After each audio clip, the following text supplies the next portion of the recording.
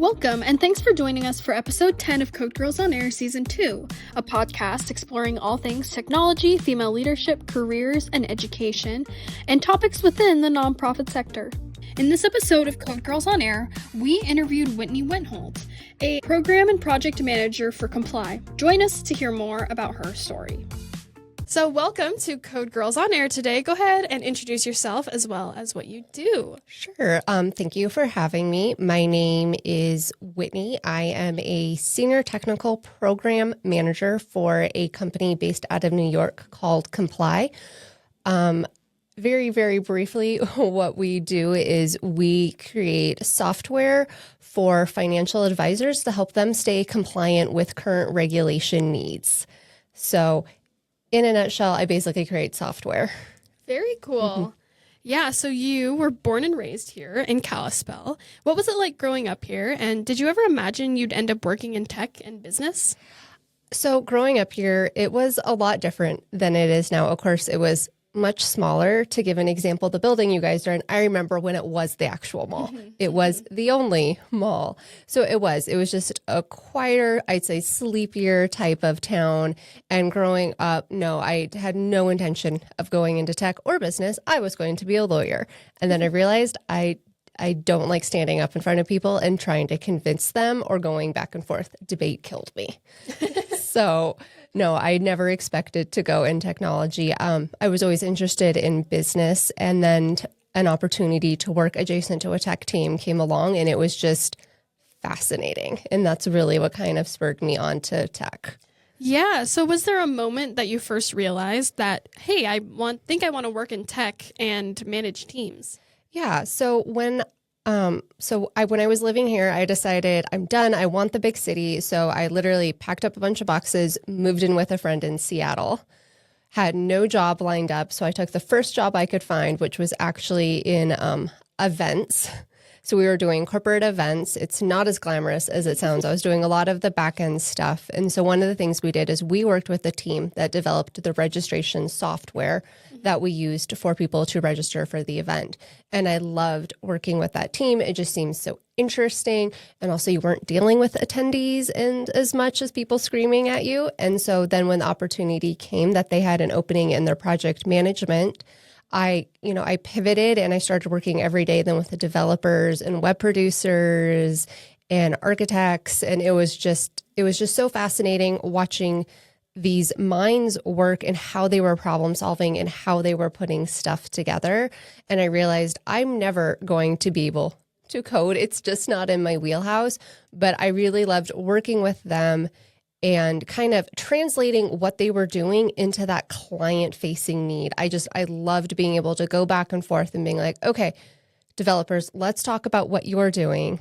And then being able then to pivot, then think about, well, what is our attendee? What is our client experience? What are they actually trying to drive for versus what is the tech behind it that needs to support it? For sure, yeah. And that is super, super important, just knowing that pivot, even though it's kind of scary at first, and it's definitely not something that you were expecting to do. So in your LinkedIn, you have your job title as professional cat herder, which is hilarious. And a lot of people have heard of project managers, but they don't really fully understand what they do. Can you explain what being a program manager really means and what your days are like? Yeah, absolutely. So a program manager is very similar to a project manager, just on a larger scale. So just to take a step back, a project manager is someone who is, yes, in the easiest sense of the word, we're making sure the project gets done. But it's so much more than that. We're looking at what is the cost, what is the time, what is the scope. We're managing all of the stakeholder expectations. And from a stakeholder, it's more than just our end client. It's the whole internal team. It's our internal teams that are adjacently related. It's our project owners, it's our sponsors, and then of course it's the end user as well. So that is part of what the project manager is they are very tactical, in the weeds, if you will, making sure that stuff is getting done on time within scope. And then if things aren't going well, communicating that correctly and identifying risk and the resolution of those risks with the team. So what a program manager is they look at it at a strategic level. So I think for an example, We can put that, right? Yes. Thank you. A program manager, they look at things at a strategic level. So for example, a program that I'm currently actually running, it's 3 very distinct projects that are different teams, but it's all under the same umbrella. So what I have to do is make sure that not only are these projects coming in, but that they're coming in the right order to make sure that our end strategic goal is happening. Because if one of them was to happen too fast, the other one then gets 100% blocked because it has to come first. And then you have this other third one that kind of is intermixed in between it. And so that really is what a program manager is doing. They're looking at the projects at a strategic level, making sure it's aligning toward not only just the project goal, but the company goal as well.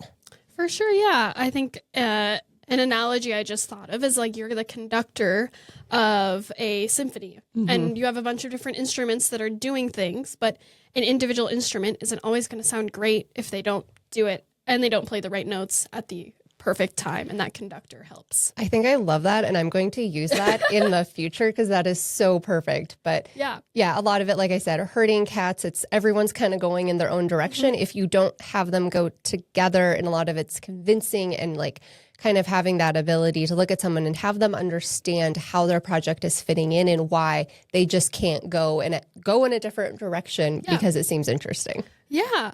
So you work right at the intersection of technology, operations, and clients, which sounds like you have a lot to juggle. What's the secret to keeping everything running smoothly? It's writing things down. I know as simple as it sounds, I have people who leave meetings, they're like, oh, I'm going to remember. And I was like, are you really going to remember? If I ask you in 2 days what we talked about, are you going to remember?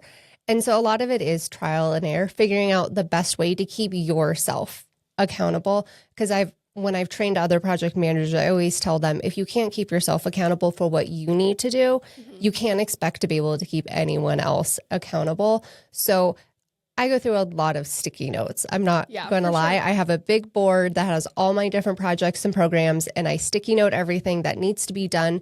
I'm one color, my teams are different colors, and then I can resort them by priority as it goes and as things changes. And there is something so satisfying when you're done ripping up a sticky note and throwing it in the garbage because it's done. It's that physical satisfaction of being like, oh, this is done. For sure. Just keeping that organization and that our brains are not, we're a little overconfident. We're not going to remember everything that comes into them. So we always have to have that backup, which is writing things down and staying organized in that way. You earned an MBA and have 2 big certifications in PMP and Agile. What motivated you to keep learning and earning these credentials? So someone told me a quote when I was younger, and it always stuck with me. And it was, the day you stop learning is the day you start dying. Yeah. And it really did stick with me that there's all this information out there and it's available. It's not being guarded. You don't need to have a secret password. And so that always kind of stuck with me, is that you can always continue to learn. And so getting those certifications for me, it was just interesting. It was an evolution, not only of making myself better, but helping my team succeed. So I think that is something I've always loved about education, that it's always dual-fold. It always helps you professionally, whether in your current job or your future job. But if you're getting the right education, then it also helps your team succeed as well. For sure, yeah. It's kind of a running theme that we've been talking about with podcast guests, and that is the idea that there's no stagnant. Every day you have to learn and simplify and adapt. And if you're ever stagnant, then you're not even truly stagnant. In fact, you're going backward, and that's been just kind of just a running theme on the podcast lately. And that's super, super important lesson to learn. So for students who hear words like certification and they feel a little overwhelmed, what would you say to help make that world feel more approachable? Take it in small bites. So when I was studying for my PMP, like when I first sat down and looked at everything, I was overwhelmed. And it was like, I don't know where to start. And I sat down and I talked with a friend who had already had her PMP, and she's like, take it one step at a time. And so I think that was something that really helped me is I looked at the entire scope of what I needed to do and I broke it out into segments. And I also didn't time box myself into, I have to have this done by XYZ, XYZ. I didn't make it an aggressive timeline.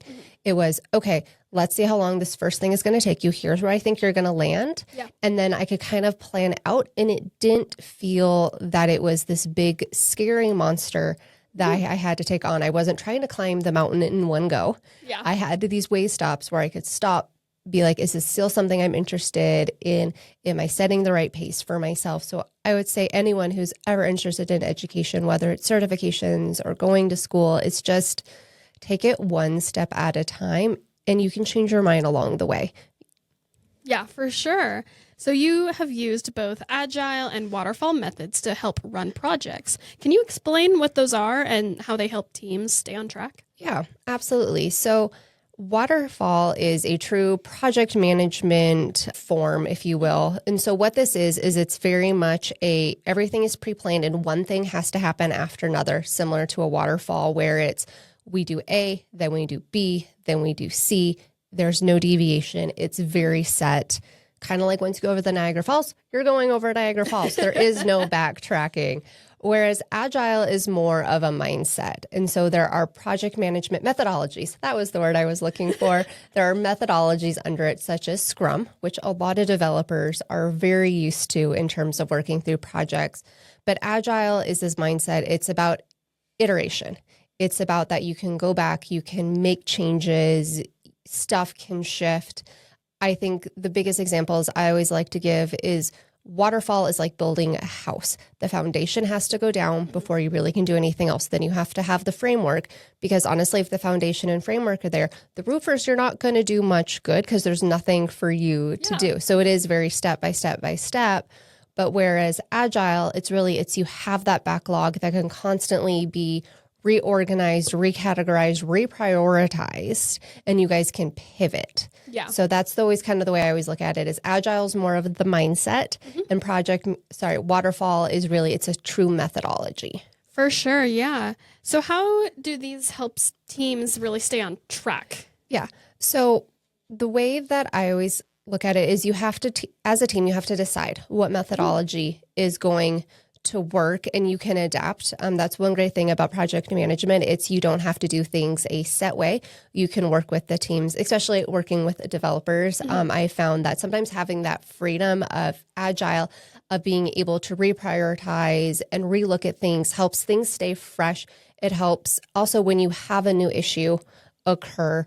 But really by having a set methodology, it gives the team kind of marching orders moving forward in a way to move forward together in a way that everyone agrees upon. Because if you don't have that methodology, that framework around how the project is going to work, everyone's going to start doing different things, different paces, different times. And then you're going to have someone working on something and then someone is working on something else. And it's like, okay, guys, you're working on two very different things that need to talk to each other, but you're not talking. Yeah. So how is our end product going to work? Yeah, for sure. Again, going back to that analogy, any musician can be a really great musician, but if they play contrasting things at the wrong time, then they're never really going to sound great. Exactly. So how important is teamwork in your job? And how do you help people with very different roles all work together toward one goal? Teamwork is, to quote Disney, teamwork makes the dream work. But without teamwork, everything would fall apart. And the thing that I have found helping teams come together, especially when you're working with teams that either are using different platforms or they're just different, like you have marketing and a developer or anything that where they don't speak this common language, is having them down and having full transparency. And so by that, I mean, we sit down and we talk about what is our end goal. And that way everyone is aware, everyone's able then to kind of have a voice of, hey, let's say, you know, our end client wants XYZ, but the developer is like, ooh, I'm concerned because of this. Having everyone in a room and kind of tearing down the walls of we are all going to talk together really helps bring up those items. And then not only does everyone feel heard, some things that a developer was like, ooh, if I would have known about this in the beginning and someone would have listened to me, it would have saved us down the road. But by getting everyone in the same room at that exact moment, you kind of tear down those walls and you can really get the collaboration going, and then everyone feels invested in whatever we're working on. Yeah, for sure. I think that, again, goes back to our teamwork, our communication that we talked about earlier, and that even though it might seem that you have contrasting roles, that ultimately you are working for one common goal, that to make the new framework, to make whatever project you're working on the best that it can be. So when things don't go as planned on a big project, how can you stay calm and get things back on track? So something that I do is when something goes absolutely off the rails is sometimes I step away, whether it's 3 minutes, 5 minutes, I will go yell in a pillow. I will go kick the grass outside. And I mean that literally. I have a pile of dirt. I will literally go and kick it. And then I will come back in. And because I was able to get those emotions out, I was able to have that little burst to feel what I'm feeling. Yeah. I can then kind of go in with a clean head. And when you're in the middle of something going absolutely wrong, going completely off the rails, the number one thing I tell someone is don't worry about who did something wrong. Don't try to assign blame in that moment, because people are then just going to get defensive and they're not going to want to work together. What I found is you just say, hey, team, we're acknowledging XYZ happened. We will talk about why it happened at a later date. We'll have that postmortem. We'll have that retrospective. But right now, we need to come together as a team to figure out how we're going to fix it. And so really it is changing the mindset from, ooh, I want to pin blame on someone and just push it off on them. It's bringing the team together to say, as a team, we need to solve this. We need to fix this. Whether it was a technical solution, it was a miscommunication. It's bringing everyone together, whether or not maybe that team was involved, but getting everyone together. Again, everyone then gets on the same train, the same path. Similar, going back to our conductor analogy, if we have to change pace, everyone needs to be paying attention, and you guys can then come back together. But if you're only having one team trying to fix it, it's just not going to work. For sure, yeah. And looking at it afterward, you have that hindsight. You have that clarity, and that definitely will help. And instead of trying to just assign blame right then and there, that's never going to be productive. So when you look back on your career, what's something that you're really proud of achieving? I think it's entering tech in the way that I did. I'm friends with a number of developers, web producers, web developers, architects. And something that I really enjoy is being able to speak with them using their language to a certain tech, talking about SQL, talking about the code structure they want to use. If you would have told me 10 years ago, hey, Whitney, you're going to have a conversation with someone about reactive sizing on an email, I would look at you and been like, I'm going to do what? Yeah. No, I'm not. And so for me, it was a way of entering tech in a way that made sense to me, but wasn't the full immersion of being a developer, knowing full code. I mean, I can write a mean SQL statement, but that's about where my tech ends. As I tell people, I know just enough to be dangerous in a conversation with them, but not enough to ever be able to do their job. Yeah, for sure. So what advice would you have to girls who might be interested in tech or project management, but don't know how to get started? I would say go to LinkedIn, go to a company website, look to see if there's someone you would like to talk to, and send them an email asking just to have an interview, just to meet with them, just to talk about what they're doing. Especially, I would say women in tech, and probably in most industries. I know I've received an email once out of the blue like that, and I cleared my calendar for this person because I was so excited to be able to talk with someone. And I think it feels so intimidating that, oh, I'm sending in an email or a LinkedIn invite and they don't know me. But more than likely, they're going to be whoever it is going to be so excited to talk about their career, how to enter it, give you advice. So I'd say from an education standpoint, and for anyone who is entering the field, especially women, stop apologizing for having questions. I think that's the number one thing I see, especially with people who are new to whatever field, is they'll apologize. They'll say, oh, I'm sorry. I think this is a stupid question. I'm sorry to ask this question. And don't. Your question is legitimate and you're here to learn. Being in these entry-level positions, you're supposed to learn. Yeah. We want you to ask questions. I'm going to be more sad if you don't have a question for me than if you ask me 20 questions. So that's one thing, especially for women. Just own it. Own that you have a question. Own that it's a legitimate, and own that you are learning. Yeah, for and sure. that it's okay. For sure. I think that, and especially something that we do here at Code Girls, is inspiring those questions, no matter how, juvenile they might seem at first, that every question ultimately is asking something that's fundamental. Mm-hmm. Like, you're still trying to figure out just the baseline of how things work. Mm-hmm. And any question that helps develop that understanding is important and never wasted. So you've already done so much. What's something that you're still excited to learn or tackle in your future career? I'd say it's seeing how AI is beginning to play into things, especially with the ethical use of AI. It's something that I know it's beginning to affect the project management field. I mean, you read articles that AI is going to replace project managers. I'm not worried about that happening. But what I'm really interested in to see is how AI can help assist especially within project management and technology, and making sure it's done in a way that is appropriate and ethical and makes sense for the company. So I'm really interested to see how this all pans out. I know there's already different certifications for AI, especially within project management. I know I was eyeballing them, but I think that's something that is going to be a huge pivot for a lot of fields, especially with the technology-based fields, of how it's being used and making sure it's being used in a way that isn't just a buzzword.